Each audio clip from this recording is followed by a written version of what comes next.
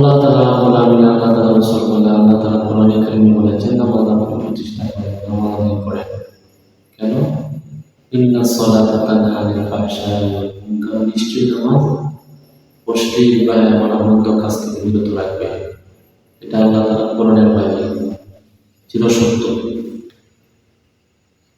যদিও আমাদের মাঝে অনেকে নামাজি আছে যারা নামাজ পড়ে না, এরাও আল্লাহ তাআলা নাফরমানির মধ্যে, গুনাহের মধ্যে লিপ্ত আছে। আর যারা নামাজ পড়ে এদেরও নামাজ নিয়ম, নামাজ পড়ে এরাও আল্লাহ তাআলা নাফরমানির মধ্যে তারা লিপ্ত, অনেক রকম তারা লঙ্ঘন করতেছে। তারা যারা নামাজ পড়ে না, যারা নামাজ পড়ে তাদের মধ্যে কোনো পার্থক্য দেখা যাচ্ছে না। অথচ আল্লাহ কোরআনে বলছেন নামাজ যে ব্যক্তি পড়বে তাকে অবশ্যই বেহায়াপনার কাছ থেকে, মন্দ কাজ থেকে বিরত রাখবে।